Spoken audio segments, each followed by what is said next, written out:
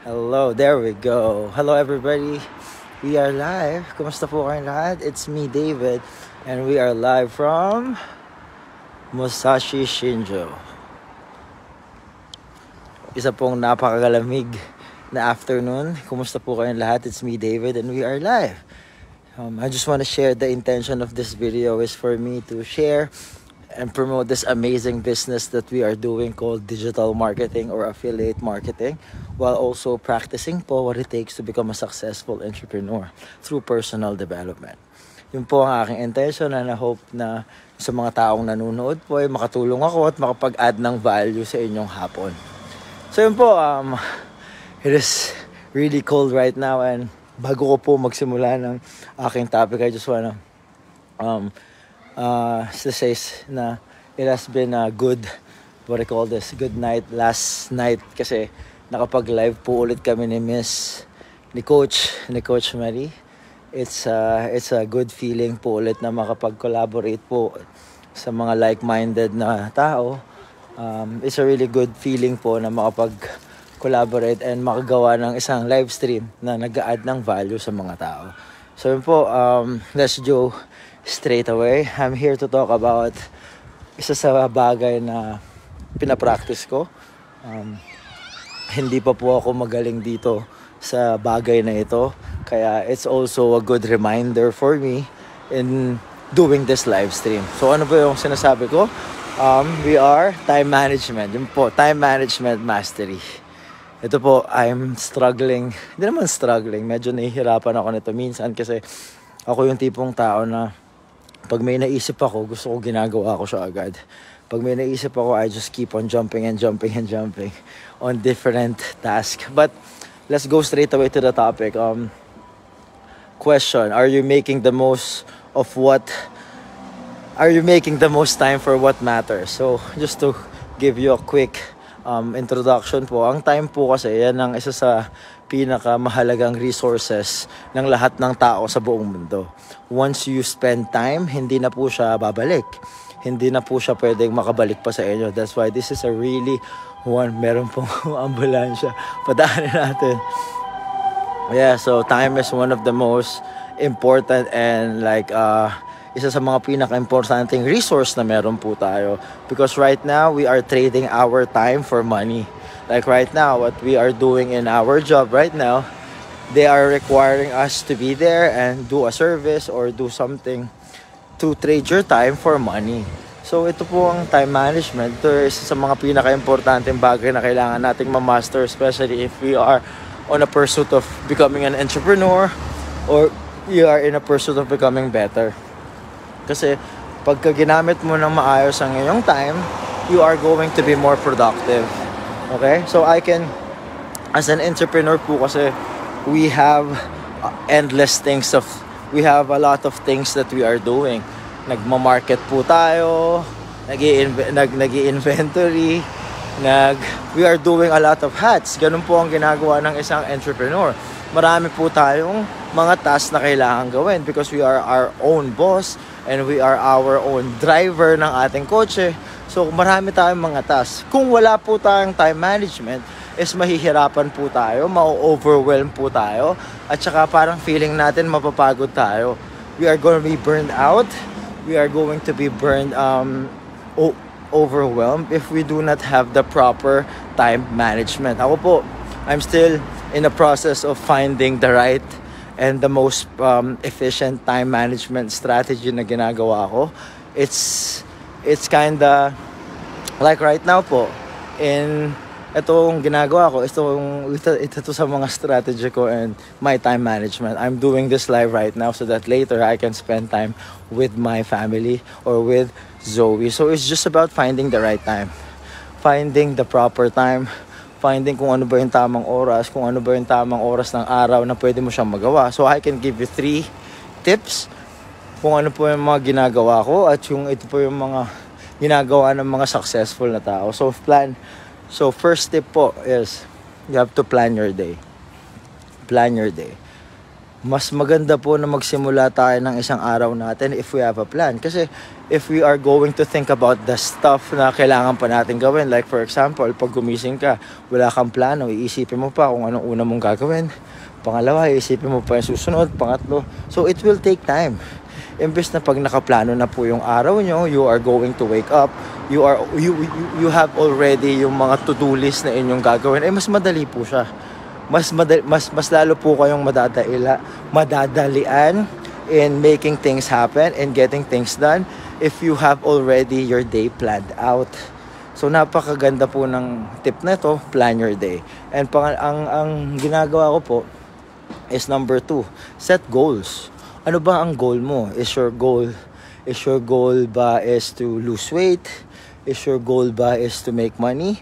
Is your goal ba is to spend time for yourself?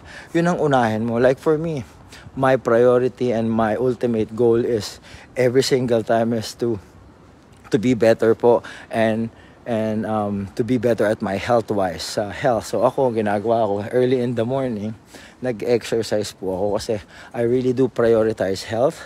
I really do prioritize having my morning routine, especially exercise. So, yun po, if you have identified something na, for example, gusto nyo pong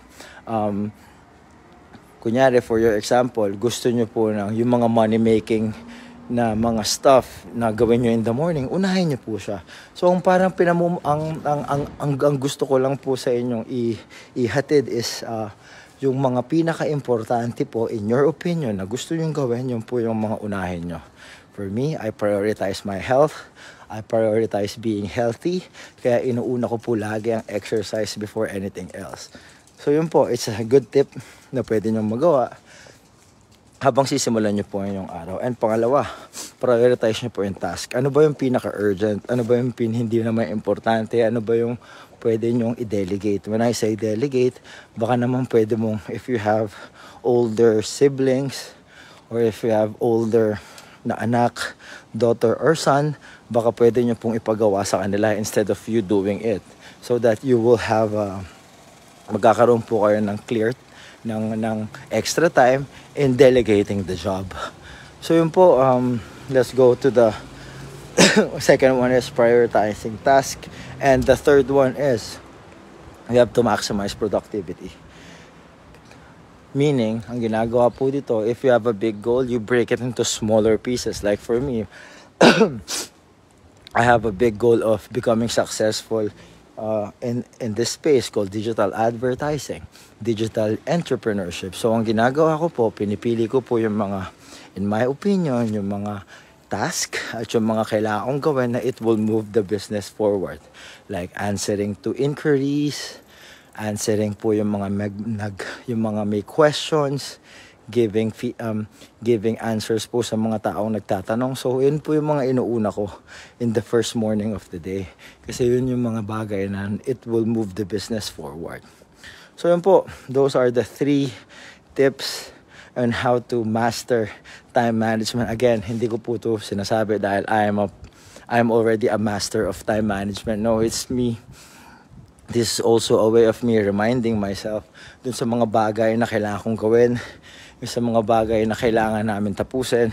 So this is also a reminder for me yung mga bagay na kailangan kong gawin. So number 1, just to give you a quick recap kung ano yung mga tips in maximizing time management or time management mastery is number 1 is plan your day. Bago man po simulan ng inyong araw, siguraduhin nyo po the day before, nakaplano na po ang inyong gagawin. Mas maganda po to para pagising nyo, gagawin nyo na po yung mga bagay straight away. Hindi na po kayo mag-iisip kung ano yung kailangang unahin, ano yung pangalawa, di ba? Mas maganda if your day is already planned. And number 2, prioritize task. You have to prioritize task. Ano ba yung mga pinaka-importante? Like, yung pinaka-importante ba sa yung magkaroon na to make money, unahin mo yun. Importante ba sa'yo ang me time? Unahin mo yun, sarili mo. Importante ba sa'yo ang spending time with your family? Unahin mo yun. So it's just about prioritizing yung mga bagay na sa tingin mo na importante, yun ang pinaka-dapat nyong unahin. Prioritization.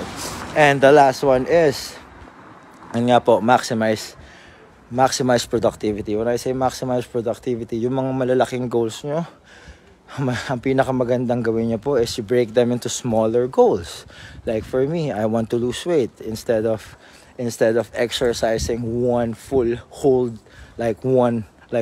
hour. Ang ginagawa ko po, I do high intensity interval training. So I just exercise for 20 minutes. And then I will stop, and then exercise again in the afternoon for 20 minutes, and then I will stop. So I'm just yung parang ang sense lang po nito is kung meron kayong isang goal, instead of doing it the whole thing at the same time, mas makakatulong po ito kung i-breakdown nyo po ito sa smaller pieces para hindi po kayo ma-overwhelm and hindi po kayo mapagod while you are doing this. So yun po, I hope that I added value to your afternoon. I added something, mas lalo na sa mga tao na having the same goal like I am. Again, the intention of this video is for me to give out value and also to promote the amazing business that we are doing called digital marketing or affiliate marketing. And I just want to share, we have a lot of inquiries po this past few days.